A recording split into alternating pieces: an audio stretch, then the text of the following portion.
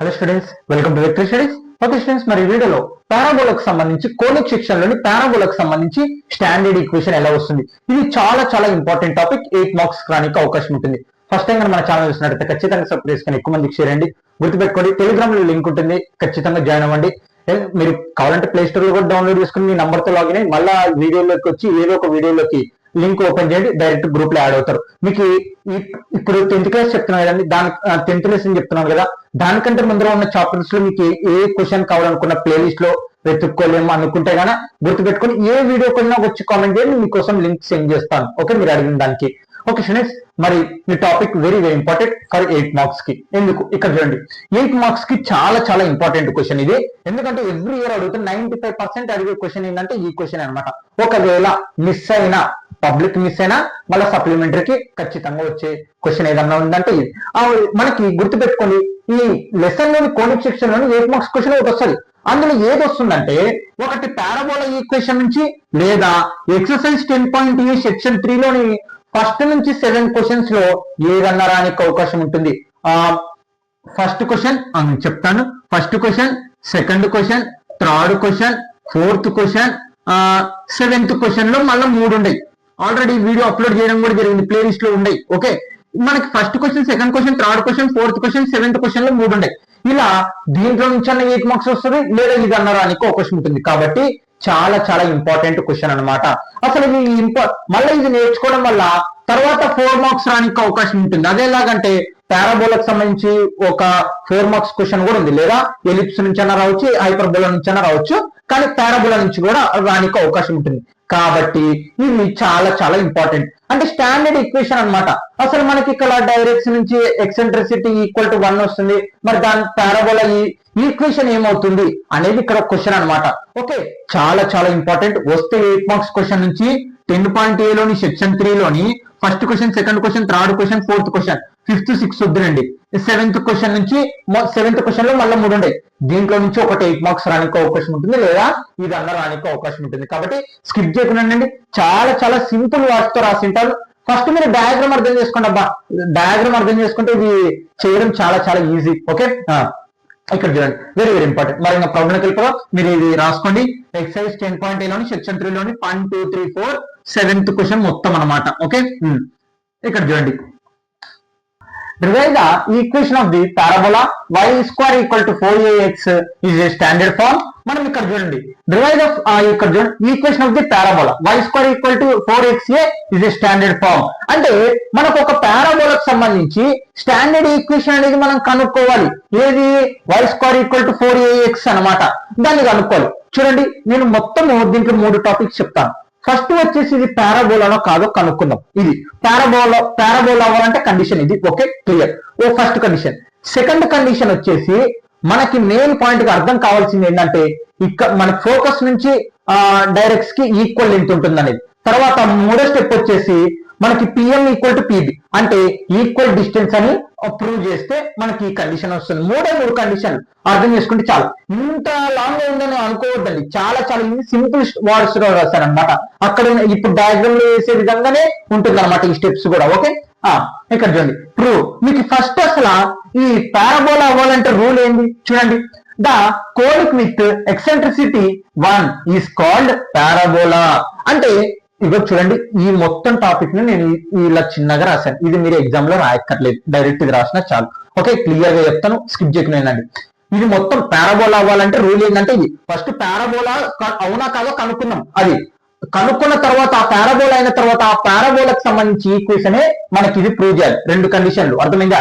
First ఇదంతా topic ఇది అనమాట. Okay, the conic with eccentricity 1 is called parabola. Eccentricity, parabola దీని గురించి విన్నాం. అలా ఎక్సెంట్రిసిటీ అంటే ఏంటన్నా, మనకి ఫోకస్ నుంచి ఇక్కడికి ఎంత దూరం ఉంటుందో ఇక్కడికి అంతే దూరం ఉందంటే దాని ఆన్సర్ 1 వచ్చిందా, అది ఖచ్చితంగా 1 అయిందనుకో, అది పారాబోలా అవుతుంది. మరి రెండింటిని క్యాలిక్యులేటెడ్ చేసే దాన్ని మనము ఎక్సెంట్రిసిటీ అంటాం. Okay, clear. దీని గురించి పూర్తి ఇంట్రడక్షన్ క్లాస్ చెప్పాను, వినండి ఒక part. Okay, the conic with eccentricity 1 is called parabola. Eccentricity 1 గాను వచ్చిందా మనకి అది పారాబోలా అవుతుంది కోన్ లో. లెట్ ఇక్కడ చూడండి, let vertex of the parabola be origin ఈ 0,0 అంటే ఆరిజిన్ మనము ఏ 0,0 అనుకున్నాం, అదే లెట్ అన్నమాట. Let of the parabola be origin 0,0. అందుకే చూడండి నేను ముందుగానే అన్ని రాయకుండా ఈ స్టెప్ ఇది అని చెప్తున్నాను అనమాట. అంటే ఏ 0,0 అనేది మనకు vertex parabola at origin 0,0. Origin origin అంటే ఏంది, x axis y axis touch అయిన చోటనే మనకు ఆరిజిన్ అనేది ఏర్పడుతుంది. ఏ 0,0 ఆ పాయింట్ నేను ఇక్కడ రాశాను. Okay, clear. Next focus a,0 and directrix x equal to -a.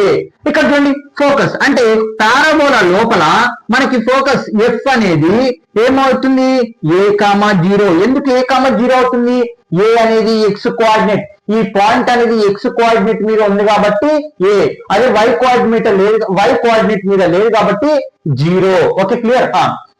Focus అనుకున్నాం. అండ్ డైరెక్ట్రిక్స్, డైరెక్ట్రిక్స్ అంటే ఏంది, ఇగో ఇది అంటే y యాక్సిస్ కి ప్యారలల్ ఉన్నదే డైరెక్ట్రిక్స్, లేకపోతే x యాక్సిస్ కి ప్యారలల్ ఉన్నదే డైరెక్ట్రిక్స్. ఓకే, అర్థమైందా? అంటే ఒక లైన్ గీసుకుంటాం, ఇది ప్యారలల్ గా ఉంటుందని చెప్పట్లేదు, ఒక లైన్ అనేది గీసుకుంటాం అన్నమాట. ఓకే, దీన్ని మనము డైరెక్ట్రిక్స్ అంటాం. దీని ఈక్వేషన్ ఏమవుతుందంటే చూడండి, అసలు డైరెక్ట్రిక్స్ అవ్వాలంటే మనకి ఇక్కడ ఎంత లెంత్ ఉంటుంది, ఇక్కడ కూడా ఎంత లెంత్ ఉంటుంది. అదే మనకి అంటే ఇక్కడ ప్లస్ ఏ కదా, ఇటు పక్క -a,0.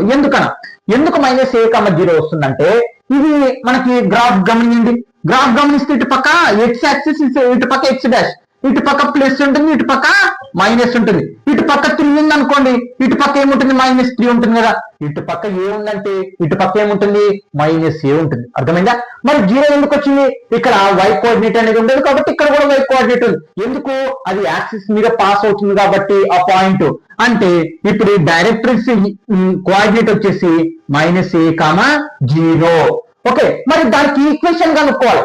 ఈక్వేషన్ కనుక్కోవాలంటే దేని మీద పాస్ అవుతుంది, ఎక్స్ యాక్సిస్ మీద కదా. ఈక్వేషన్ కనుక్కుంటాను, ఈక్వల్ టు ఏ కోఆర్డినేట్ మీద -a కోఆర్డినేట్ మీద. అగో ఇదే ఆ పాయింట్. అర్థమైందా? ఫోకస్ ఏమో a,0 అండ్ డైరెక్ట్రిక్స్, ఇది డైరెక్ట్రిక్స్ అన్నమాట. ఓకే, మీరు రాసుకోండి, ఇక్కడ గుర్తుపెట్టుకోండి, ఇది డైరెక్ట్రిక్స్. ఇది డైరెక్ట్రిక్స్. ఈ directrix equation x equal to -a, గుర్తు పెట్టుకోండి, ఇక్కడ ప్లస్ a వచ్చిందంటే ఇక్కడ -a. Okay, clear. x అంటే దీని ఈక్వేషన్ అన్నమాట, ఇది ఈక్వేషన్.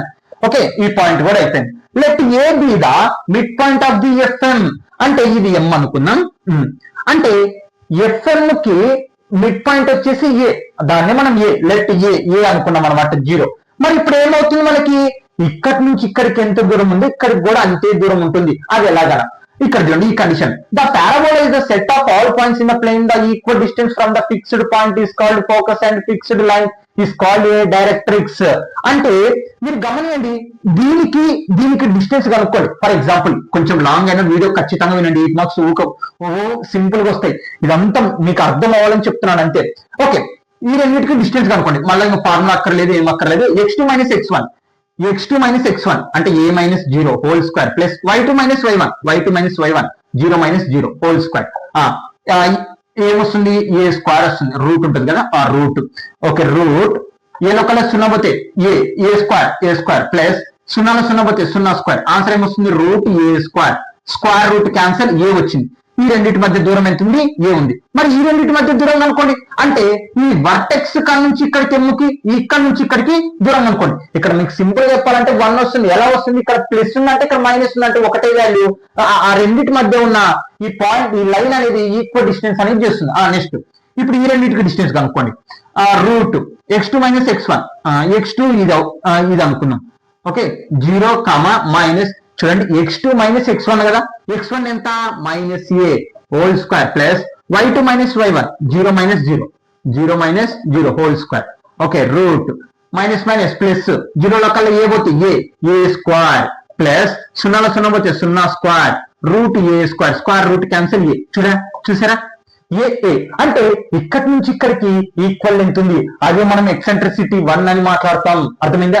ఈ ఎక్సెంట్రిసిటీ 1 అంటే ఇప్పుడు ఏమైంది, ఎఫ్ ఏ ఈక్వల్ టు అంటే దీనికి ఎంత దూరం వచ్చిందో మళ్ళీ దీనికి కూడా ఏఎం కూడా అంతే దూరం వచ్చింది. అదే ఈ పాయింట్. అర్థమైందా? FA ఈక్వల్ టు AM అనమాట. అర్థమైంది కదా? అంటే మనం అనుకున్న కోఆర్డినేట్స్ కి దానికి ఈక్వల్ లెంత్ అనేది ఉంది. ఇప్పుడు ఏం చేస్తున్నాం, పారాబోలానా కాదా కనుక్కుంటాం. పారాబోలా అవ్వాలంటే ఏంటి, ఎక్సెంట్రిసిటీ 1 ఉండాలి. చూడండి, FA ఈక్వల్ టు AM. ఇక్కడ మనం మల్టిప్లికేషన్ 1 అనుకుందాం.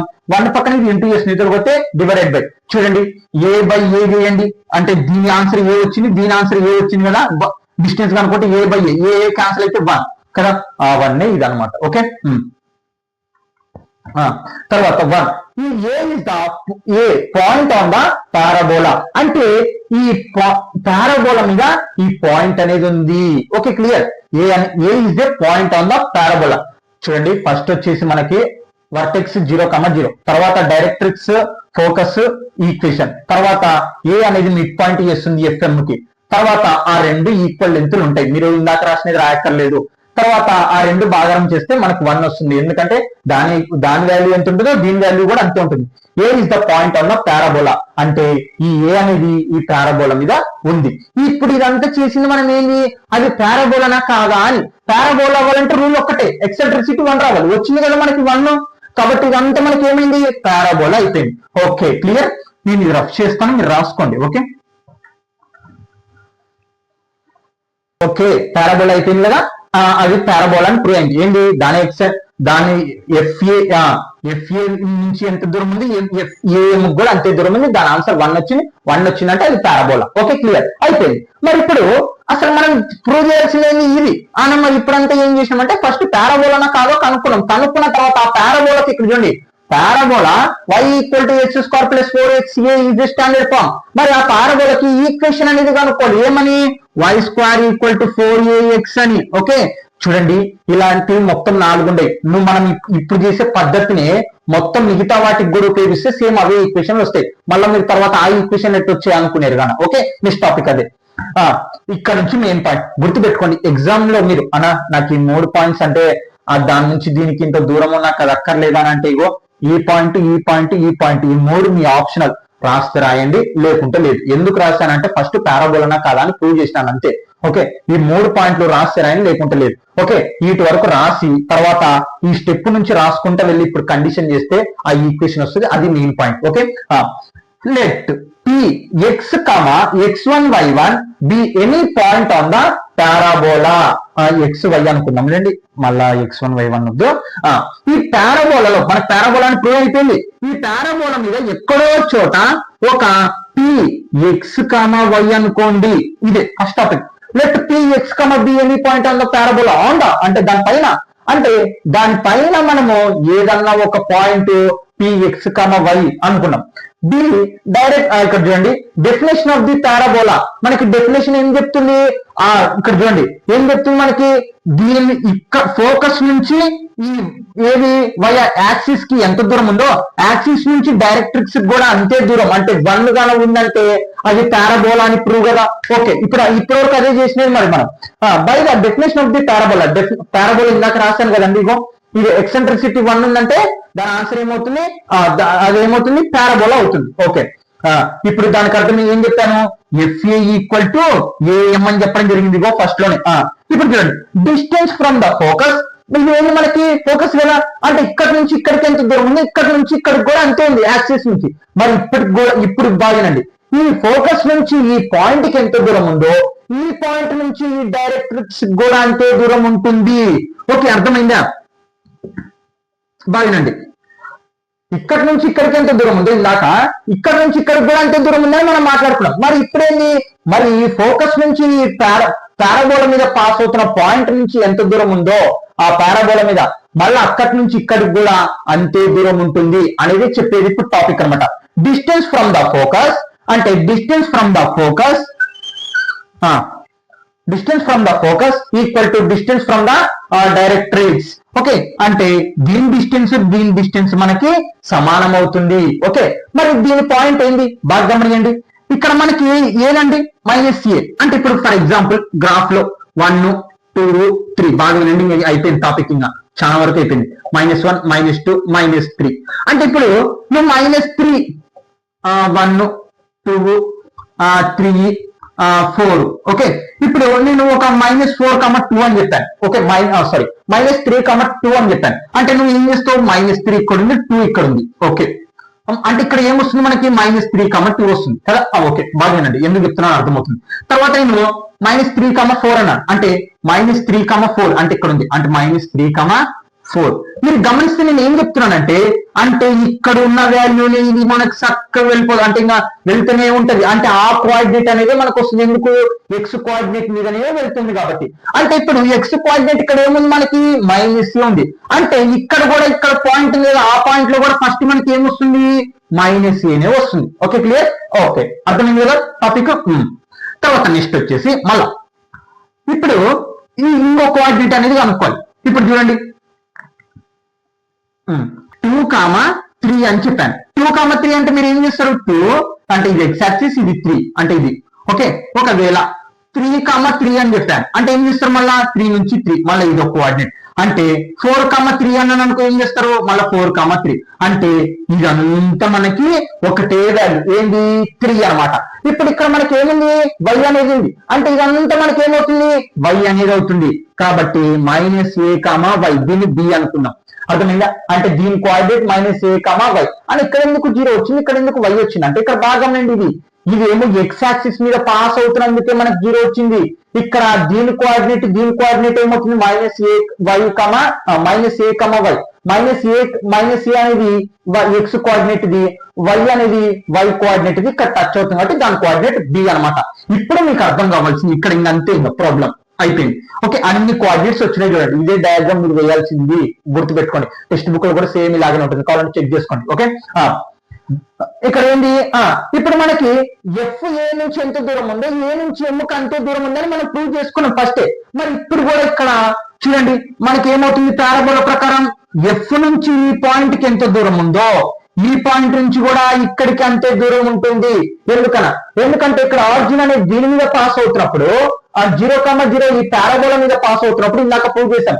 మరి ఈ పాయింట్ మీద ఉన్న దూరం, ఫోకస్ కు ఉన్న లెంత్ దూరము మళ్ళీ ఈ పాయింట్ నుంచి ఇక్కడికి కూడా డైరెక్ట్రిక్స్ కి అంతే దూరం ఉంటుంది.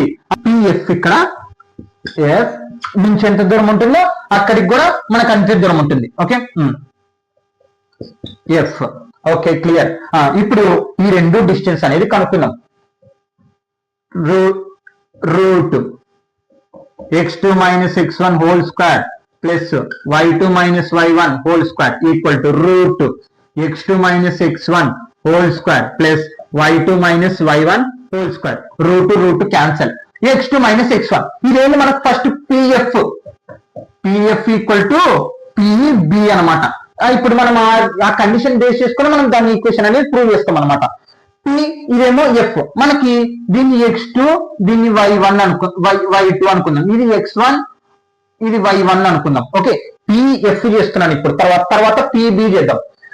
పిఎఫ్ డిస్టెన్స్ చూడండి, x2 - x1 x2 x minus x1 value a whole square. F అంటే ఫోకస్ చూడండి.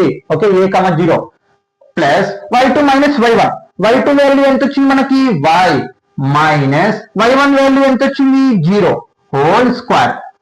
ఇప్పుడు వరకు ఏం చేస్తాం, పిఎఫ్ చేస్తాం కదా, ఇప్పుడు పిబి చేద్దాం. డిస్టెన్స్ దీనికి ఇది x1 ఇది y1, రూట్ లేదు. x2 - x1 x2 ఎంత, x మైనస్ x1 వాల్యూ ఎంత, -a హోల్ స్క్వేర్. చూడండి x2 వాల్యూ అప్లై చేస్తాను, ఇక్కడ ఫార్ములా మైనస్ x1 వాల్యూ ఎంత నాకు -a కాబట్టి -a రాశాను ప్లస్ y2 - y1 y2 ఏముంది మనకి y ఉంది మైనస్ y1 వాల్యూ ఏముంది y ఉంది హోల్ స్క్వేర్. ఓకే, ఇక్కడ చూడండి ఏమైంది, ఫార్ములా అప్లై అయింది, a square plus b square అంటే a square minus 2ab.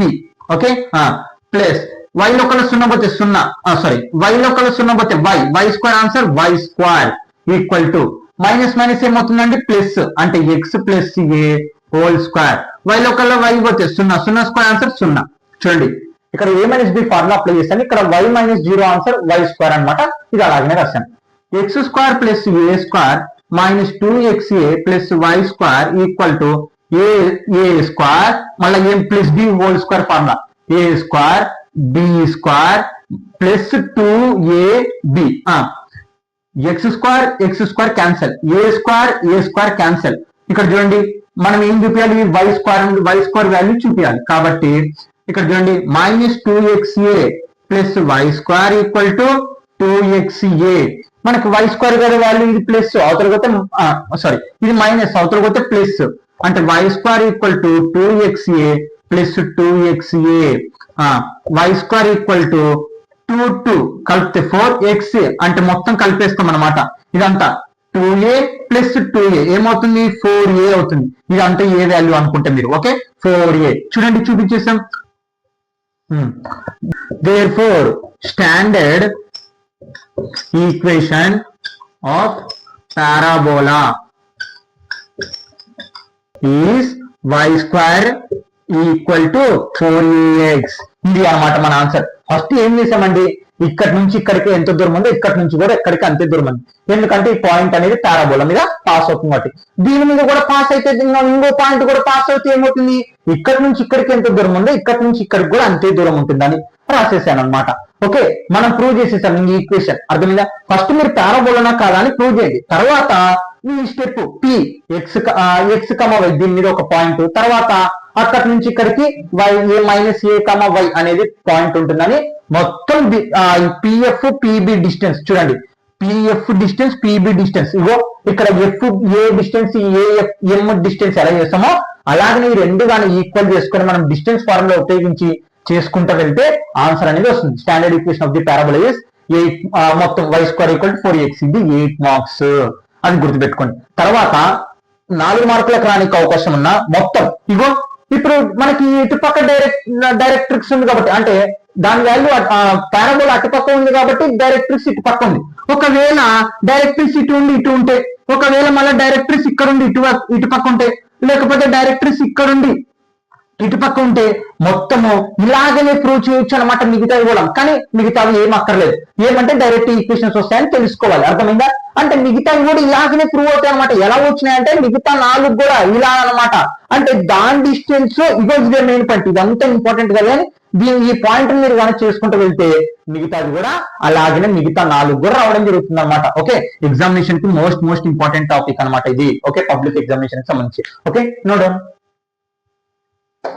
Okay students, last topic అనమాట. ఇది ఏంటిదంటే మనకి పారాబోలాకు సంబంధించి ఇందాక ఈక్వేషన్ తయారు చేసుకున్నాం కదా, ఎలా వచ్చిందని మొత్తం మనకి 4 ఉంటాయి ఇలాంటివి. మరి అలా ప్రతిదానికి ఈక్వేషన్ అనేది ప్రూవ్ చేయలేం కాబట్టి మీరు ఇందాక క్వశ్చన్ కి ఇది ప్రూవ్ చేసిన అంతా ఒకటే, కానీ మనం వేసుకునే డయాగ్రామ్ బట్టి ఉంటుంది. అది గుర్తుపెట్టుకోండి. ఇప్పుడు ఏంది ఈ టాపిక్ అంతా, మనకి 4 మార్క్స్ వచ్చే క్వశ్చన్ ఉన్న టాపిక్ ఏంటంటే ఇది అనమాట. ఏంది టాపిక్ ఏంటంటే మనకి ఈక్వేషన్ తయారు చేసుకుంటాం ఆ పారాబోలాకు సంబంధించి కదా, ఇలా 4 ఈక్వేషన్ తయారు చేసుకుంటాం. మనకు ఒక ఈక్వేషన్ అనేది ఇవ్వడం జరుగుతుంది. అది ఇక్కడ చూడండి, మనకి ఈక్వేషన్ ఇది ఇచ్చినది మనం ఈ 4 ఏదో కనుక్కొని వాటి focus, vertex, equation of the directrix, అలాగే equation of the latus rectum, equation of the axis, ఇలా 4 కనుక్కునేది ఉంటుంది అనమాట. అంటే ఫస్ట్ మనకి ఈ 4 ఏది ఇచ్చారో తెలిస్తే మనము ఇగో ఈ అండర్లైన్ చేసింది చూడండి, ఆ ఫార్ములాస్ అప్లై చేస్తే మన ఆన్సర్ అనేది అయిపోతుంది. చాలా ఈజీ టాపిక్. ఒక్కటే మీకు అర్థం కావాల్సింది, వాళ్ళు ఇచ్చిన ఈక్వేషన్ 4 దీనికి సెట్ అవుతుంది. అసలు మళ్ళీ ఈ 4 ఈక్వేషన్ ఏంది, ఇందాక పారాబోలా మనము ఇటు పక్క డ్రా చేసినాం అనమాట. చేసి దాన్ని ఫోకస్, వర్టెక్స్, డైరెక్ట్రిక్స్ చేసుకొని దాన్ని ఈక్వేషన్ ఇలా కనుక్కున్నాం. మరి ఈ ఈక్వేషన్ ఉన్నప్పుడు వాటి వాల్యూస్ ఏమవుతాయి, ఈ ఈక్వేషన్ ఉన్నప్పుడు వాటి వాల్యూస్ ఏమవుతాయి, ఈ ఈక్వేషన్ ఉన్నప్పుడు వాటి వాల్యూస్ ఏమవుతుంది అనేది టాపిక్ అనమాట. మన క్వశ్చన్ ఎలా ఇస్తారంటే మనం దాన్ని బేస్ చేసుకొని మనం ఈ 4 ఏ టాపిక్ ప్రూవ్ అవుతుంది అనేది కనుక్కోవాలి. ఇక్కడ ఫస్ట్ వచ్చేసి హారిజంటల్ రైట్ సైడ్, ఇది మనం ప్రూవ్ చేసాం. అంటే ఎక్స్ యాక్సిస్ కి ఇక్కడ చూడండి రైట్ సైడ్ అనమాట. ఎక్స్ యాక్సిస్ కి అంటే హారిజంటల్ అంటే ఇలా ఉన్నదాన్ని, వర్టికల్ అంటే నిలువుగా ఉన్నదాన్ని అంటాం. Okay, clear. మరి ఇటు పక్క ఉన్నప్పుడు మనకి ఎప్పటికన్నా గుర్తుపెట్టుకోండి, ఫోకస్ ఏమవుతుంది మనకి ఏ ప్లస్ ఏ అవుతుంది, అదే డైరెక్ట్రిక్స్ ఏమవుతుంది మైనస్ ఏ అవుతుంది. ఈ ఒక్కటి గుర్తుపెట్టుకుంటే చాలు. ఇటు పక్క మనకి ఇటు పక్క పారాబోలా చేస్తుంది అనుకోండి, డైరెక్ట్రిక్స్ మనకి మైనస్ అవుతుంది ఏ. Okay, clear. అలాగే వర్టెక్స్ 0,0. ఇంకా లాటస్ రిటమ్ అనేది అన్నిటికీ కామన్. అర్థమైంది కదా, మీకు ఒక్కటే అర్థం అవ్వాల్సింది. ఇటు పక్క చేసింది అనుకోండి డైరెక్ట్రిక్స్ మైనస్ ఏ వస్తుంది, ఇటు పక్క చేసింది అనుకో ఇటు పక్క మైనస్ ఏ ఉందంటే డైరెక్ట్రిక్స్ ప్లస్ ఏ అవుతుంది. ఎందుకు, ఈ రెండింటికి తేడా గమనియండి. ఆ రెండు ఒక రకం, ఈ రెండు ఒక రకం. చూడండి, ఇక్కడ వై యాక్సిస్ అని ఇవ్వడం జరిగింది, 4ax కదా.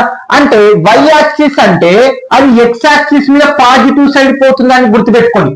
y స్క్వేర్ అని ఇవ్వడం జరిగింది అనుకోండి, మనకి x యాక్సిస్ మీద పాజిటివ్ సైడ్ పోతుందని అర్థం. ఓకే, ఇది చూడండి 4ax అంటే ఇటు పక్క వెళ్తుంది. అదే -4ax ఇచ్చినారనుకోండి, x యాక్సిస్ మీద ఇటు పక్క వెళ్తుంది అని అర్థం. మనకి ఫోకస్ మైనస్ ఏ ఉంటుంది. ఇప్పుడు గ్రాఫ్ లో మనకి ఇటు పక్క ప్లస్, ఇటు పక్క మైనస్, ఇటు పక్క ప్లస్, ఇటు పక్క మైనస్, అర్థమైందా? ఇప్పుడు డయాగ్రామ్ ఎటు చేస్తుందంటే ఇది ఫోకస్ మైనస్, డైరెక్ట్రిక్స్ ప్లస్, అర్థమైందా?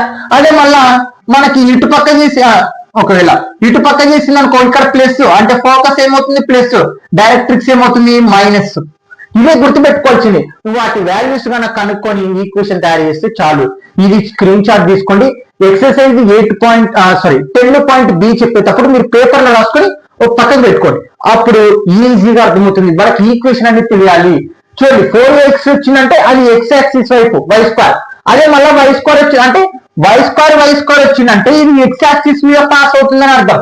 అదే x స్క్వేర్ వచ్చిందంటే ఇది y యాక్సిస్ మీద పాస్ అవుతుందని అర్థం. అర్థమవుతుందా? మళ్ళా ఇక్కడ ప్లస్ మైనస్ ఉంది, డిఫరెన్స్ చూడండి.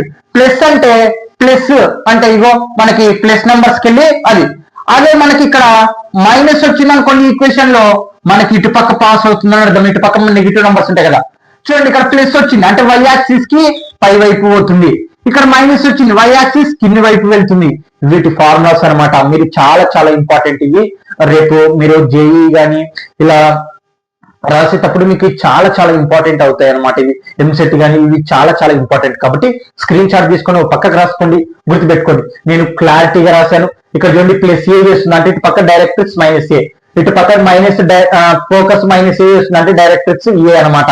ఇలా ప్రతి ఒక్కటి క్లియర్ గా అర్థం చేసుకోండి, ఖచ్చితంగా అర్థమవుతుంది. మనం ఆ ఈక్వేషన్ బట్టి నాలుగిట్లో ఏ వస్తుంది అనేది ఒక్కటి తెలియాలి అంతే.